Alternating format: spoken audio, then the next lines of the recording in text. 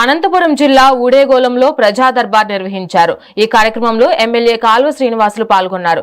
ఒక నెల ఒక నియోజకవర్గం 4 సందర్శనలు కార్యక్రమంలో భాగంగా హాజరయ్యారు. ప్రజా సమస్యల పరిష్కారమే ప్రభుత్వ ప్రధాన లక్ష్యమని ఎమ్మెల్యే స్పష్టం చేశారు. జిల్లా ఇన్ఛార్జ్ కలెక్టర్ విష్ణుచరణ్ ప్రజలు, రైతుల నుంచి వినతి పత్రాలు స్వీకరించారు.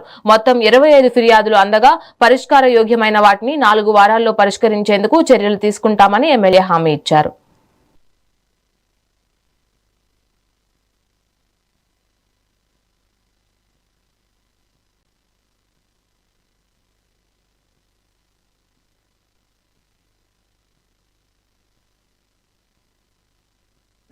అందరికీ నమస్కారాలు.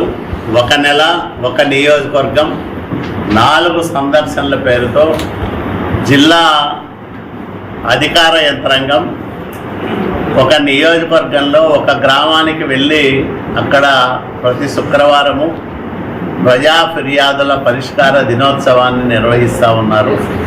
దాంట్లో భాగంగా అనంతపురం జిల్లాలో మొదటిసారిగా రాయదుర్గం నియోజకవర్గాన్ని ఎంపిక చేసుకోవడం, ఈ నియోజకవర్గంలో రాయదుర్గం రూరల్ మండలం 74వ ఉడేగోలం గ్రామంలో ఇప్పటికే 2 సార్లు జిల్లా కలెక్టర్ గారు ఈ పీజీఆర్ఎస్కు హాజరయ్యారు. మొన్న గత శుక్రవారం జిల్లా కలెక్టర్ గారు అట్లాగే జేసీ గారు ఇద్దరు వచ్చారు. ఈరోజు జిల్లా ఇన్ఛార్జ్ కలెక్టర్ హోదాలో జాయింట్ కలెక్టర్ గారే వచ్చి ఫిర్యాదులు స్వీకరించారు.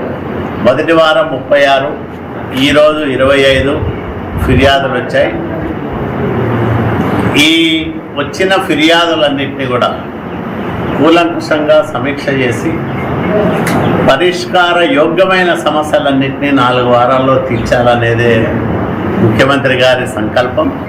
దానికి అనుగుణంగా జిల్లా కలెక్టర్ గారి ఆధ్వర్యంలో ఉడేగోలంలో ఈ ప్రజా ఫిర్యాదుల పరిష్కార దినోత్సవాలు సాగుతూ ఉన్నాయి. ఇంకో 2 వారాలు ఇక్కడికే వస్తారు.